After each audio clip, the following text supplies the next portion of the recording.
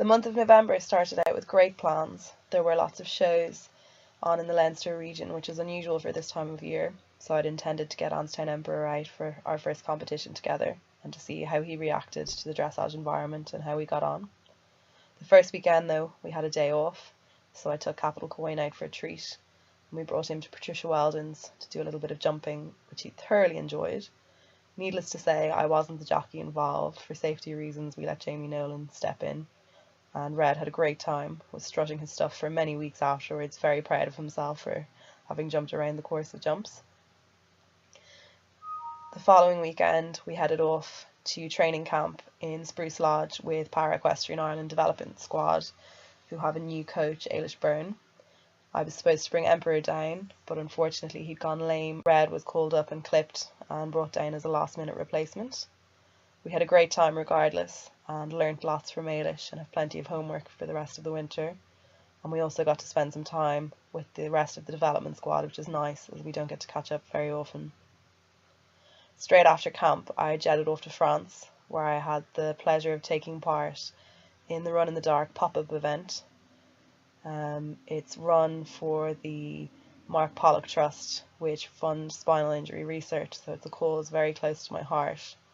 And I was also very proud to be able to accomplish the event, even if I did finish last. The welcome under the Eiffel Tower was very warm, so I was proud and happy, and it was a great achievement.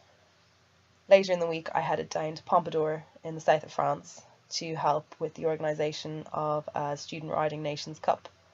I'm Director of Competitions for the International Student Rider Association, and we organise events like this where we have 15 nations coming from all over the world, sending students to compete in dressage and show jumping. It rained on us all weekend, but the event was a great success, with everyone coming away happy.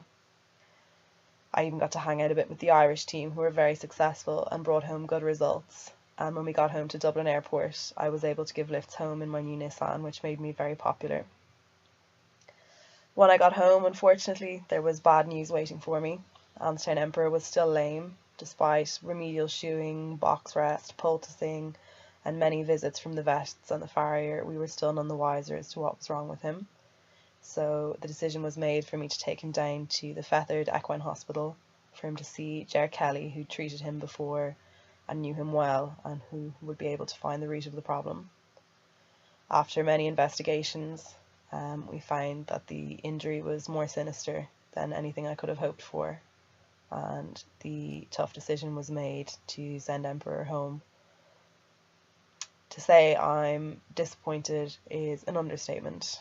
I was very upset by the whole thing. I'm a lot softer than I thought. I had such great plans for this horse. When my trainer called to say that we had been offered Anstown Emperor as a para horse and that I could come down and try him, I was over the moon.